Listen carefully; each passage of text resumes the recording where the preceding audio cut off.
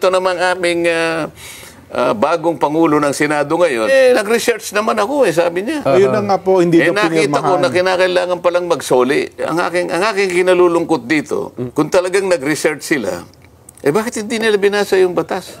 Wala namang sinasabing ganun na magbayad ka muna. Ang sinasabi ng aming bagong Senate President, meron daw nagbulong sa kanya na inedit daw yung short statement. Ito ang medyo mabigat na tanggapin yung pagpaparatang na gano'n. Paano mong sasabihin na inedit? Sino mag-i-edit? Diretsong pumunta sa akin. Ang nangyayari ngayon sa nakikita ko, yung aming Pangulo ng Senado, mas gusto niyang proteksyonan ng mga congressmen kaysa sa mga senador. Ngayon, ito namang aming bagong Pangulo ng Senado ngayon, yun ang kanyang idinadahilan kung bakit yung sulat na binigay ko na dapat pirmahan niya para umabot sa Secretary of Justice, nag-research naman ako sabi niya. Ayun na nga po, hindi na nakita ko na kinakailangan palang magsoli.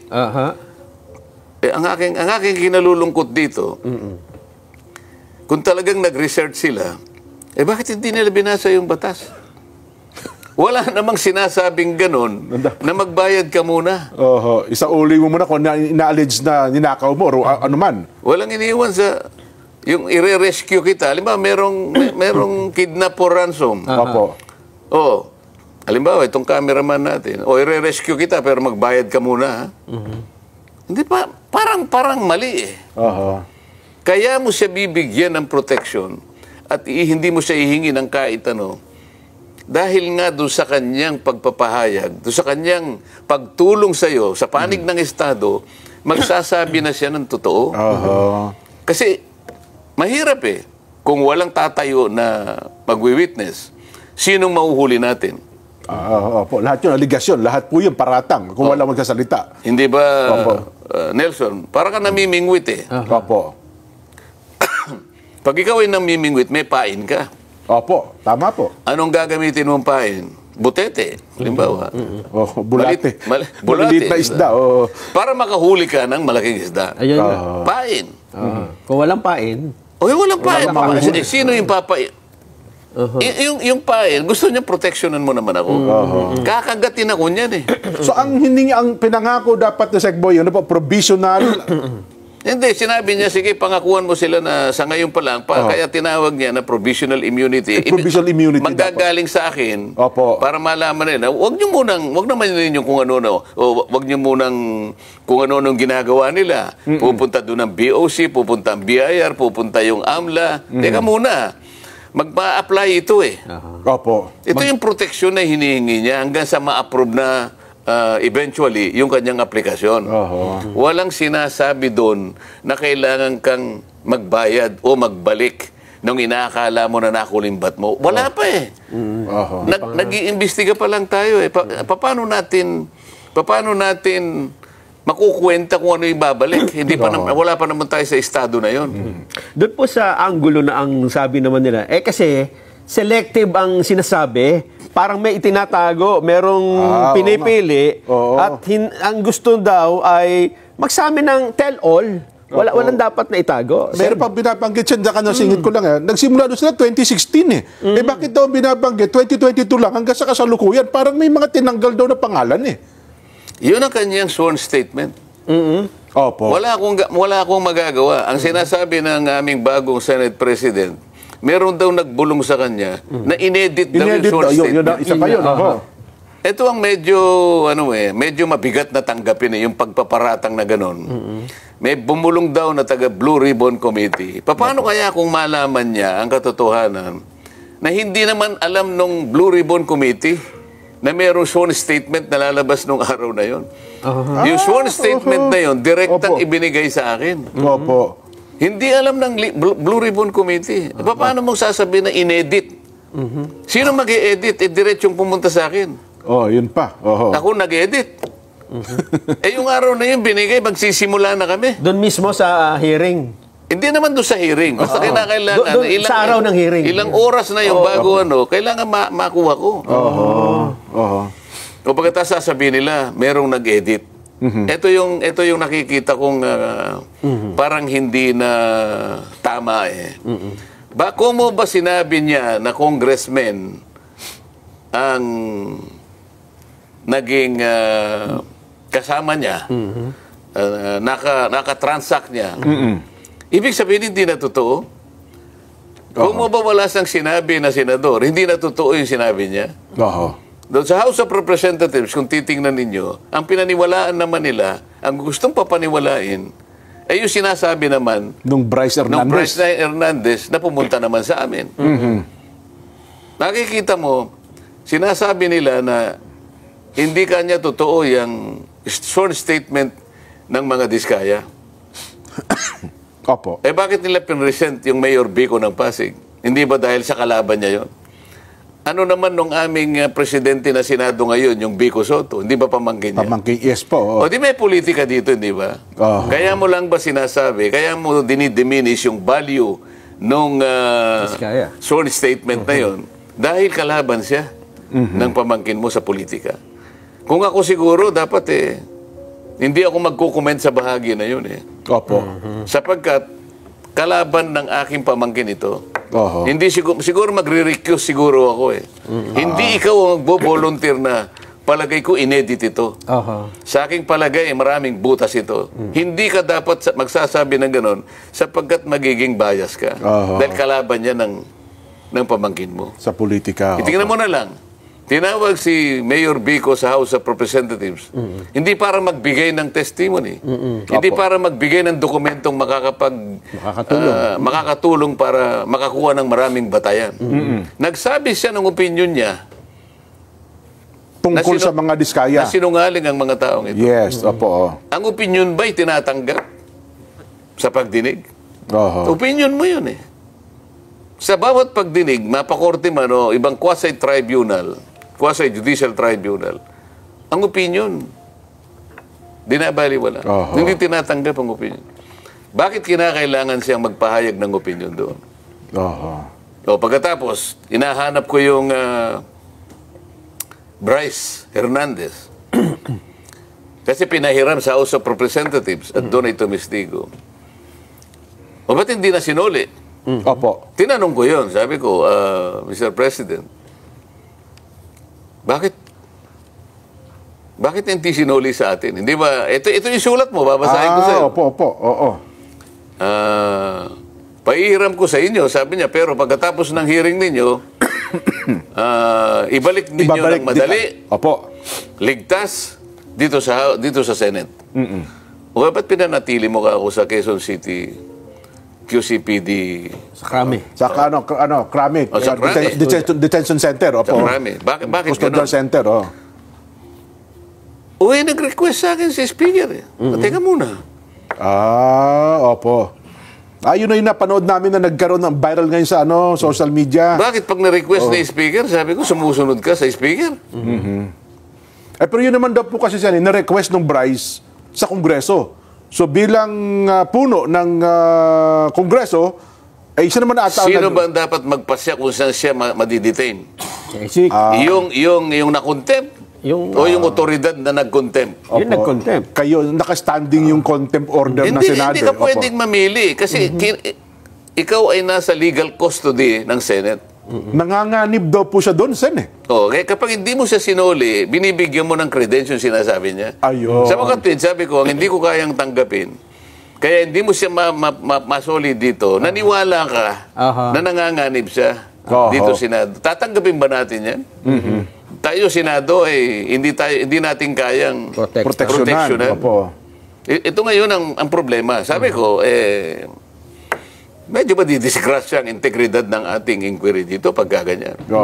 Bakit ayaw mo siyang bigyan ng witness protection program at kinakailangang magsoli? Bakit si Hernandez hindi mo siya sinabihan na magsoli ng perang katakot-takot na halos bilyon-bilyon ang ipinatalo? Mas malaki pala ang pera din nun, ha? Bakit ganun? Ang daming sasakyan din nun. Nakikita nyo ba ang pagkakaiba ngayon? Pagka nandun sa House of Representatives, kagyat na bibigyan ng witness protection kahit hindi siya magsoli. Kaya Diskaya, kailangan magsoli ka muna. Tingnan po ninyo ang pagkakaiba. Hindi naman daw ata humihingi na maging witness itong si Bryce Hernandez. Hindi ka, Sen. i-cover nga. Pinoprotektahan. Yun nga yung, yun nga yung gusto nilang mangyari. Magsabi ka lang ng totoo. Merong nag-text sa akin. Isa sa mga tumutulong na legal officer sa mga Diskaya. May kinausap siya ng isang congressman daw. Maglaglag din kayo ng senador para hindi kayo makontempt. Ganito na ba? Oho. Tingnan ninyo, historically, ano ba nangyari kay Grijaldo, hindi ba? Opo. Ganon, sila yung gumagawa nun. Sa Senado, walang ganon eh. Yun ang nangyari kay Garma. Yun ang nangyari kay, doon sa pulis, yung Ed, nakalimutan ko yung apelyido. Pero sa Senado, walang ganong klaseng kasaysayan. So, gusto ko makita ninyo yung pagkakaiba. Meron ka bang karapatan na sabihin mo na may butas itong parang hindi totoo, parang inedit? Bakit mo huhusgahan ang sworn statement ng isang tao nung ihayag niya nung ako pa yung chairman ng Blue committee? Ribbon. Opo. O bakit nung ako'y napalitan na? Ibig mo sabihin, yung proceedings namin ay papalitan mo rin. Pinagtalunan, inapprove, ito yung ginawa namin, napatunayan namin na kailangan niyang magkaroon ng protection. Ito yung hiningi niya. Kaya gumawa ko, kagad ako ng sulat bilang chairman. Bininbin niya. Alam niya kasi papalitan na pala ako. Ang ginawa niyang dahilan ngayon, kaya hindi niya pinirma yung sulat ko, hindi na ako ang chairman. At binigay niya raw kay Chairman Ping. Si Chairman Ping naman, nag-uusap na raw naman pala sila, kailangan magsoli muna. So, yun po yung nangyari. Sa makatwid, yung aming ginawang proceedings, kinu-question pa nila eh. Marami raw sa mga kasama namin ang dissatisfied sa direction na tinatahak namin. Yun pa po ang binabanggit. Siguro, liwanagin natin. Ano bang direksyon ang gusto nyo? Ayun. Di ba? Kami ang direksyon namin matuwid eh.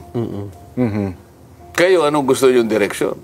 Sino siya para sabihin niya na dissatisfied? Sino sa mga kasama namin dissatisfied? Baka naman yung leader ng House of Representatives ang dissatisfied sapagkat puro congressmen ang binanggit. Kaya pala sinasabi nila, magbanggit din kayo. Maglaglag din kayo. Para hindi kayo makontent. Tama ba yun? Doon po sa punto ng pagiging state witness, kasi sabi nila, dapat daw, ang isang state witness ay least guilty, hindi yung... Hindi ganon. Ganun ho ba? Ang mga requirements dyan, nasa Republic Act 6981. Okay. Basahin niyo yung Section 3 at saka yung Section 10, pagsama-samahin nyo. Ito yung mga requirements ngayon sa aking pagkakatanda. Una, yung offense, yung krimen na kung saan dapat siyang tumestigo is a grave offense. Grave talaga to, plunder ito. Wala kang ibang makukuhang tetestigo. Okay. Ito lang. So, qualified din siya. Sila nga lumitaw eh. Kaya sabi ko, makipagunahan kayo kasi kung sufficient na to, hindi ko na kailangan yung iba. Kasi hindi na kayo magkukwalify. Tama po, sapat na nga po na. Hindi na kayo magkukwalify dito sa isang requirement. Kung nakipagunahan ngayon yun. At yung kanyang testimony can be corroborated in material facts. Ibig sabihin, makukunan niya. Yung mga tumitestigo are not the most guilty. Yan. Yun ang requirement. Pagkatapos, meron pa sinasabi ron, nanganganib ang buhay, ang kanilang kaligtasan, at ang kanilang seguridad. So lahat ng mga yun, kung titingnan mo, babagsak lahat sa kanila. Tama-tama. Pero yung sinabing, magbayad ka muna, hindi kasali doon. Sa batas na yon. Na ang kondisyon na isauli mo muna yung mga ninakaw mo. Walang ganon. Kaya sabi ko nga, teka muna, bakit ang ating DOJ Secretary bumaligtad ng ganon? Sa napakarami niyang assistant doon, kung halimbawa nakalimutan niya yung batas na yon, dapat nagtanong muna siya. Kinausap ko yung USEC. Nag-apologize sa akin. Sorry po, Sen, sabi niya. Mali po ka niya yung sinabi niya. Nako. Ngayon, sinasabi ko ngayon. Balikan ninyo yung Section 3 at saka Section 10 ng Republic Act 6981. Tingnan po ninyo doon kung may sinasabing kailangang magsoli. So kung wala kinakailangan magsoli, bakit yung Bryce Hernandez, wala kayo sinasabi Isa na uli din yung... magsusoli? Oo nga pala, no? Oo. Isa rin sa may pinakamalaking... Ang nangyayari ngayon sa nakikita ko, yung aming Pangulo ng Senado, mas gusto niyang proteksyonan ng mga congressmen kaysa sa mga senador. Kaya kayo nung binanggit ni Bryce Hernandez ang Senator Jinggoy at Senator Joel, ayun. Pinutektahan si Hernandez. Si Hernandez ang nakaproteksyon ngayon. O sinabi ko, teka muna, bakit ka ako nasa krame? O di nagtalo-talo kami. Ay siguro, alam nila, hindi nila mapangangatwiran. Bumaba siya. Kaya ko lang naman ginawa yun, sabi niya Mamaya kapag tayo ang nanghiram, hindi rin tayo pahiramin. Ano ba ito? Hiraman ba ito? Yun nga ang punto. Yun ang lumabas doon sa iyong pagpupulong, Sen. Pero sinabi ko sa kanya, ano ngayon kung hindi tayo pahiramin? Marami naman tayong sarili. Oo. Iyon pa na yung katwiran niya. Kaya niya daw ginawa yun sapagkat baka sakaling manghiram din ang Senado. Kung ako lang hindi ako nangihiram. Oo. Saka bakit hindi mo ako kinonsulta? Bakit kita ko konsultahin? Ako ang Senate President. Oo. Yun po ang kanyang katwiran ako pa yung chairman That time, opo. Nung i-commit mo siya sa Quezon City, sa Krame, hindi napalitan ka na nun Hindi ka ako. Tingnan mo ka ako itong account ng news. 2:15. Nung maalis ako ng chairman, 5:24. Yun pa yung palagi mo ka niya. Ako ang chairman Hindi mo binasa yung section 6 ng ating tuntunin. Basahin mo. Nakalagay doon, Sen.